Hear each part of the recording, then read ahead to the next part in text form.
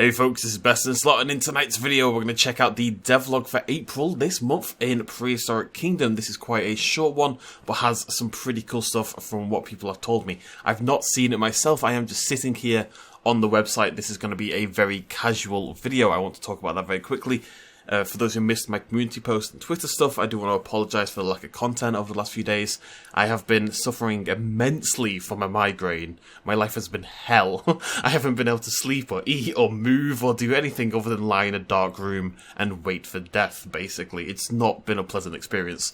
I woke up about half an hour ago and I feel okay, so I'm optimistic, but you know, usually that's what it's like. You wake up and it's okay, and then it kind of hits you like a truck later on. So we'll see how it goes. But for now, at least, I feel like I can make this video. I'm not going to push my chances. We're going to do it very casually and just chill on the website. I'm going to react to it in real time, just as you guys would. And we're gonna hang out together. I need to do something relaxed, but I also can't keep taking days off because it drives me insane. So let's zoom in a little bit more, shall we? Ooh. Welcome to April's development update. In this shorter blog post, we'll be covering the usual, what our team's been up to, and what the community can expect to see in the future. Most of our work in April was done on the game's back end, so there's not much to visually cover this month. Other than a very pretty habitat. That's very nice looking. That looks great. I love when people do this, and I love to do this as well, where you kind of stagger the rocks beneath the water. It gives it sort of a really natural... Why does this look so good? It looks great anyways. By Warpath. Well done, Warpath. I'm proud of you. State of development. After pushing our last update to the... Let's go from there. After pushing our last update to the alpha, our main priority was upgrading our engine version, source control surface, and fixing all the lovely issues that can occur as a result of that. Despite the expected and partial... Sorry, I can barely speak English at the moment. And partial setback, a lot of exciting content started production in April. Art highlights include new music, vegetation assets, 3D building sketches, dinosaur sculpting, and extra types of idle animations for the animals, e.g. sniffing and scratching. So what have they done? They've upgraded the engine version. I don't know what source control for surface is. I don't know what this means, I'm afraid. Somebody will explain it in the comments. Actually, 100 of you will explain it in the comments, I'm sure. But that makes sense. So they've upgraded the engine version. You'd expect some issues to come along with that, but it seems they've managed to get quite a lot started and quite a lot going, ready for the beta, which shouldn't be that far away. I think we're going to hear about that. We shall see. As part of the ongoing effort to improve our modular system, the grid is now super reliable. That's really good news, because I found the grid to barely be there for a lot of things, so a more reliable grid should be great. Yeah, this should address a lot of the problems users experienced in alpha. Similarly, the backend for material switching and recoloring was rebuilt to allow for the new UI features. Check it out. Let's have here we have. Let's watch a video. Isn't that exciting? How do I... Apparently that's full screen. Right, okay, let's just watch it small. Okay, grabbed all the stuff.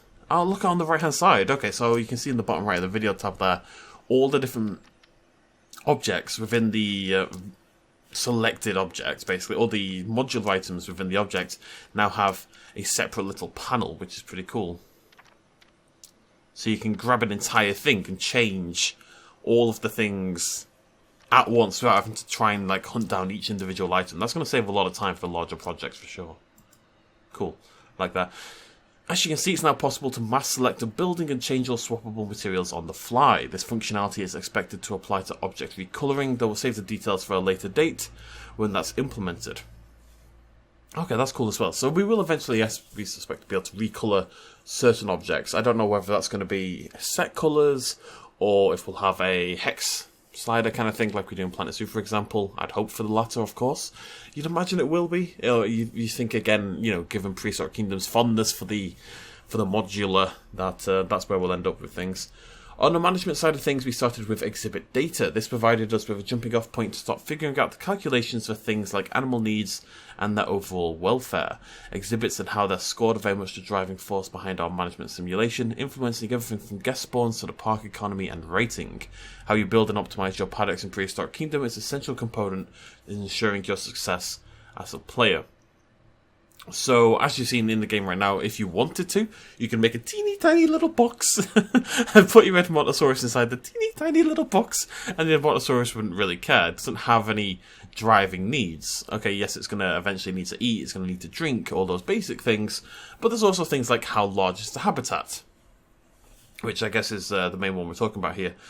And I'm sure there's going to be other factors as well. I believe, the animals obviously have certain amounts of water that they desire in their habitat in general, and certain types of foliage, etc., which we can probably overwrite via sandbox mode. But the point is, if you wanted to play it as a proper dinosaur park management game, which at the moment is not really an aspect, the management just isn't in the game right now, then this would be part of that, which is cool. Development report, right, here we are. So alpha management not quite finished, okay, and beta progression being done. Some programming at the moment, what is being worked on. Audio systems, done, big old heart there. More fixes for the modular building, some maintenance. Weather experimentation, that'd be really cool. At the moment, we're kind of stuck in daytime, and around the middle of the day, you can change it, but it kind of just changes the position of the shadows and stuff like that. If we can get, even just getting rain would be awesome. Underwater visuals would be great as well. We don't have that in Joby. I wish we did. We do have it in PC. It looks nice. Animal management, exhibit data. That's what we just talked about. More assets being worked on. Environmental assets, modular and environment animation. And beeps and boops. And I don't know if you know me that well, but beeps and boops are my favourite thing. So, development highlights. Music. This month we've got 2 work-in-progress samples from the game's soundtrack to tease you with. That there's currently 11 minutes of goodness behind the scenes. We wanted to give everyone a small taste of what's to come.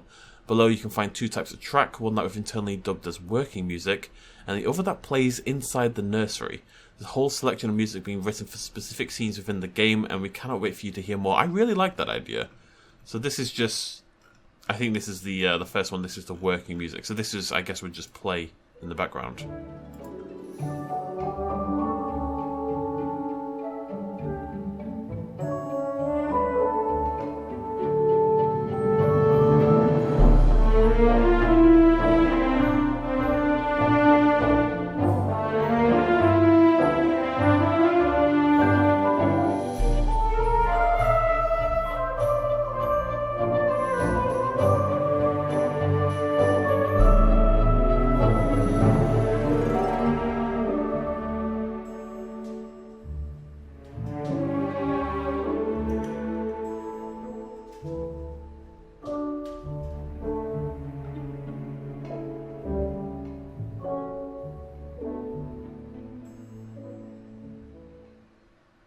I had to basically hold my breath for that entire thing. That was nice. It had a very, to me, it kind of had like an old school Zoo Tycoon, jaunty kind of vibe to it, There's nothing, it wasn't meant to be epic, it's meant to be playful and kind of ye olde British, sort of. I don't know, that's how those games always felt to me.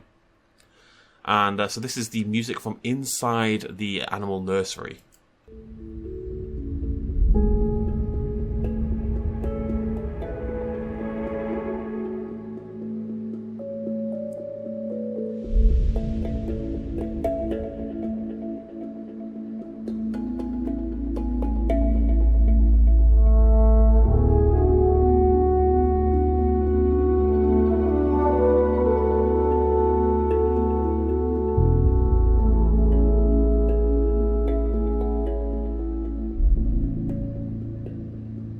I was about to launch into Moon River there when that first came up. Moon River.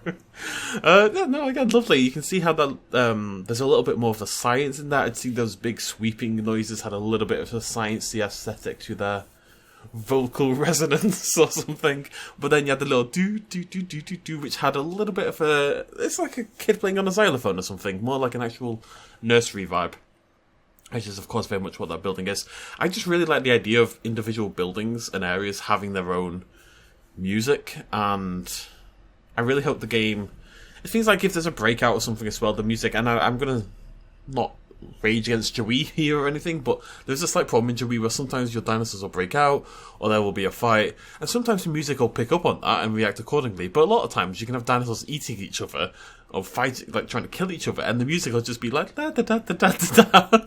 It'd be nice if, the music was more reactive to what's going on the screen, basically. And I think it will be. Some lovely music. Well done, Byron McKay. Proud of you. Since we're writing for an adaptive music system, what you're hearing is the full mix, i.e. everything together. In-game, this is split into different layers, allowing us to control the intensity of the music depending on player context and game rules. The completed soundtrack will be purchasable and delivered to eligible backers I haven't used my mouth in 4 days, okay? Once the body of work has been finished past early access launch. Foliage showcase the good stuff. Wetlands received its final new foliage items. I haven't used my eyes in 4 days either. Introducing new ground plants to help bring your swampy desires to life. Horsetails, arrow arum, new reeds, and the decorative pickerel weed all assist in filling out the marshy plains. Our tall trees weren't forgotten though. The swamp cypress has been reworked from the ground up, adding 4 unique variants to the roster in the process. I love it when they talk about the roster. It's kind of like it's a fighting game or something. Player 1, Cypress. Alright, there we go. They're looking lovely. As you see, there's our big tall cypresses looking very swampy. I don't have much else to add on that. They look swampy. I love these little floating... It's nice to have watery plants. I don't really have much else to say about this, clearly. That's going to look cool. They're all quite small, other than the taller trees, which is, there's no big bushes or anything in the wetlands. So I think it's going to either suit smaller habitats, or indeed you're going to have to learn how to have some reliance on the terrain, the foliage bush. And the foliage bush is a beautiful thing. Just got to make sure you're ticking the right options. I always rebelled against it a little bit because I used to always tick every single option on the brush, and if you do that, eventually it looks stupid. But if you manage it a little bit, it's still much quicker and can look really cool. There we go. Papyrus not changed. Poor Papyrus. So unloved. Cypress knees will also be available as a modular item for players who wish to take their wetland forests to the next level. What is a cypress knee? I'm going to Google that on my other screen. Okay, so yeah, that's what I thought it might be. So you can see when it's... Right, I'll show you a pic. There you go. This is professional YouTubing. I did say it was going to be very casual. You've only got yourselves to blame. Trees with knees, to quote this page. Right, let me just open that in a new tab. There you go, folks. Cypress knees. This is what we kind of expected. These things that pop up all around sort of the root area of the cypress tree. That's going to look very cool as well. Very realistic. Shout out to the woodlands for that picture. Animal showcase. What creature would most definitely beat you in a thumb wrestle? Nobody. I'm an expert thumb wrestler. The Iguanodon, of course. Pshish. Returning to the kingdom with a brand new look, this take on the classic dinosaur was inspired by a variety of real-world reptiles, incorporating a more retro and armoured appearance. Ah, look at that. Absolutely beautiful stuff. So, there is a close-in of the brand new Iguanodon. Got those big old thumb spikes, of course the main thing we would expect from the Iguanodon. Interesting skin patterning as well, with that big red head, like it's been, burying itself in a carcass, but it fades down across the body. And then we've got the sort of more natural colours, which, if any of you see my mod spotlights, you'll know that's one of my favourite things to do in dinosaur skin design and stuff like that. Well, when judging other people, is to have a fairly normal body and then an area of colour that really highlights it. And I think this is quite a common route to take. The beak looks fantastic, really detailed. Really just looks like a slab of like actual rock, which is pretty cool. And I'm loving this texturing detail around the eye, the sclerotic ring sort of area, if that's what it is. And then we've got all these osteoderms and some big old spikes, because you could have some big old spikes, basically. It looks fantastic. I mean, they always look fantastic. Very excited to see that in our games, which shouldn't be that long. We'll talk about that soon. There it is, one around in game. Another new skin to check out as well. This one on the right is absolutely fuming about something, and I believe this is also, yes, our new wetland, because he... Wait, is this wetland? I hear people. It's terrifying. I'm sorry. Let's focus on the skin. The skin, again, really nice, but browner, sort of earthier tones being used here, and some nice mottling pattern coming up from the feet up the body. But we've still got the counter shading in there that you'd expect, and we've still got a little burst of colour even in this one with this sort of yellowy, muddy green sort of popping in along the spine and then down. I also really like what the head... I think I prefer this skin, actually, it must be said. It's a bit more tame, but there's a lot of variety in there in patterning and strength of colour and all that kind of jazz, so it's pretty cool. As you can probably guess, we've been experimenting with atmospheric effects. Look at it, it's foggy! It's foggy! People should know my love for fog. At this stage, it's something the team are hoping to include in some capacity for beta and or early access. So we may have to wait until Q3 this year, which is early access's supposed release. Q3 being February, March, April, May, June, July, August, and September. But maybe we'll get a little bit for beta. We shall see. Eating preview. Before we conclude this month's devlog, the team would like to briefly showcase the eating animation and temporary Foley sounds for the T-Rex. Foley is making sounds with stuff, basically, right? Details like adding visible chunks of meat are still on our to-do list, but we figured the community would like to see it regardless. We would. Well done, sentient text on the screen. Ooh, look at the meat jiggling around. I like that. Hungry boy. That looks great. Chow down. Why not? With a seasoned bite like that, the stakes of owning a Tyrannosaurus must be pretty high, no? Beta animals confirmed from recently we confirmed 3 new animal species coming to beta on our official Discord server. The woolly mammoth, the Pachyrhinosaurus, the woolly Pachyrhinosaurus, as it shall be for a lot of us, and Torvosaurus, which we also saw in, say, the Halloween image, for example, will all make an appearance alongside the other creatures found in Alpha. There are a few more announcements to be made regarding the beta roster, so stay tuned for future updates. So we're going to get at least 3 new animals. There's our Torvosaurus. Very cool. That's good. We need a new large carnivore. We need a small carnivore. We need more carnivores in general. Anyways, Torvosaurus is looking... I love this patterning here on the neck. That's awesome. You can see it kind of mottling down here as well, but it's really bright there. It looks like an alien egg sac or something, which is a vibe I very much approve of. This exhibit looks really good as well. People are so talented. And there's our T-Rex alongside our Torvosaurus. If you wanted a nice little comparison between the two, they've decided to be best friends. Have like a little cop show going on, which is nice. Soon. And then there's the finale. Prehistoric Kingdom Animal Introductions Part 1, narrated by Nigel Marvin. That is going to be... bloody hell. Eva's Park is insane. It must be said. Absolutely insane. So definitely check that video out. Narrated by Nigel Marvin. Of course, we knew that he was going to voice the trailer and stuff as well, but that's on the way. Maybe we'll even see that during the beta. I'm assuming Animal Introductions is kind of like when you pop an animal into your park. It's interesting because you can put animals down so quickly in Prehistoric Kingdom that it might be a little bit funny on how it works, but I'm interested to see how it works. Maybe if you add an animal to the exhibit, the sound comes from the fence area or something. But either way, Animal Introductions by Nigel Marvin. That's super exciting. I cannot wait to hear all of those. I want Nigel Marvin to talk to me about woolly mammoths until the day I die. And then Community Spotlight very quickly at the end. So yeah, definitely check out Eva's Park. She basically went off, didn't do a single video, and just built and built and built and built this incredible... Tell you what, I'm going to bloody show you, like... So you can see I've already been watching part of it over to here. It's just lots of detail. There's tons of stuff all over the place. It's nutty. Definitely go check it out. Incredible stuff by Heister, who has somehow made an actual working swimming pool kind of area. I don't know how. It looks fantastic. It's so neat. That's why I really appreciate that. The work is just very, very tidy. And down here we have some great stuff, of course, by Rudy Renkamel, as per usual, with like a bridge area over... basically, it looks like the dinosaurs escaped and the humans have decided to do the opposite of escape. But it looks really cool. Very neat and tidy, as per usual, as well. Right, there we go. That took much longer than expected.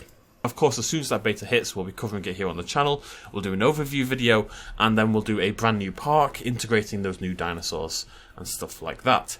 Thank you for joining me. Again, apologies for this being so cash, as they say in the clubs. But hopefully you understand why. Thank you so much for joining me. I'll see you lovely folks next time. Cheers, much love as always. Bye-bye.